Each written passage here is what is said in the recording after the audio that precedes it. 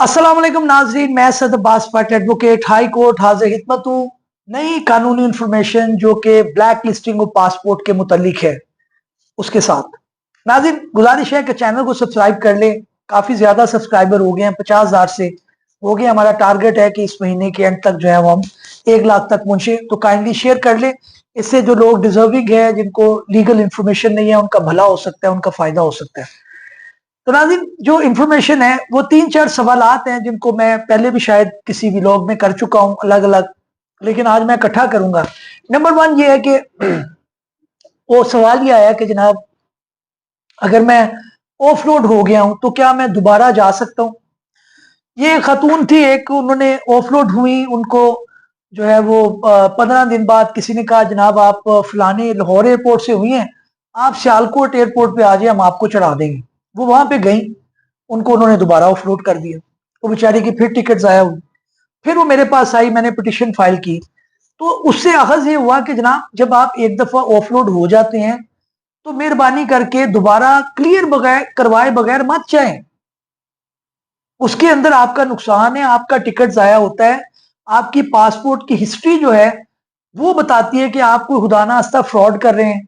आप बार बार आ जाते हैं, टिकट लेके फ्लाई करने की कोशिश करते हैं, FIA या इदारे आपको ऑफलोड कर देते हैं। तो आप एक दफा ऑफलोड हो गए तो ना आप एक एयरपोर्ट से कराची क्या, लाहौर क्या, इस्लामाबाद क्या, आप किसी एयरपोर्ट से भी फ्लाई नहीं कर सकते। नंबर 1।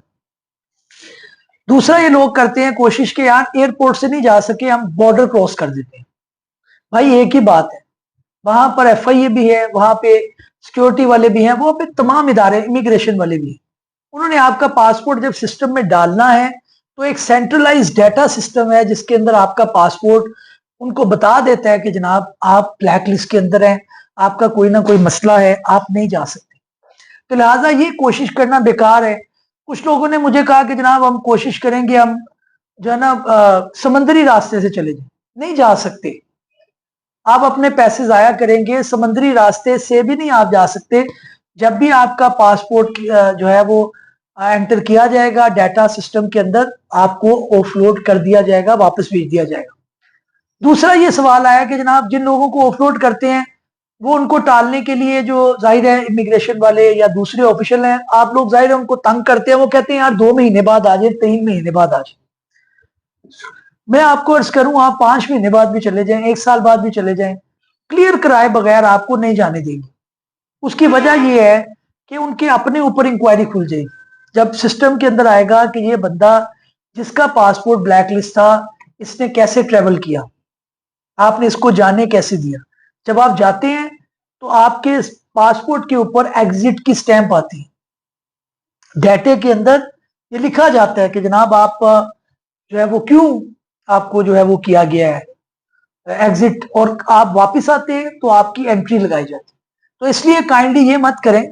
आपने जब भी फ्लाई करना है आप चेक करवा लें हमसे, आपको हम चेक करा के एक सर्टिफिकेट प्रोवाइड करके देंगे हाई कोर्ट से, जो पासपोर्ट इनका हो, वैलिड एक एविडेंस होता है कि आपका क्या स्टेटस है। अगर आपने स्टेटस नहीं चेक करवाया, आप बार बार अटेम्प्ट कर रहे हैं, नहीं होगा ये। लोग ये कहते हैं कि जनाब ऑफिशियल्स ने कह दिया आप कुछ अर्से बाद आ जाए। मैं इस चीज को सेकंड नहीं करता। कोई भी ऑफिशियल आपको गैर कानूनी तौर पर बॉर्डर या फ्लाई करने नहीं दे सकता। उसकी अपनी नौकरी के जान के लाले पड़ जाएंगे, उसने एंट्री करनी है सिस्टम के अंदर आना। दूसरी ये बात कही जाती है, सवाल आता है कि जनाब मैंने FIA से क्लियर करवा लिया, क्या मैं जा सकता हूं। भाई जो अथॉरिटी है ना, वो directorate of immigration and passport office है, वो अथॉरिटी नहीं है फेडरल बेस्ट। हाँ उनके पास डाटा होता है, उनसे भी रिमूव करवाना जरूरी है, लेकिन आपकी जो ओरिजिनल अथॉरिटी है वो आपकी इमिग्रेशन एंड पासपोर्ट ऑफिस है। उसके डाटे से रिमूव होगा तो फिर आप मामला आपका आगे चलेगा।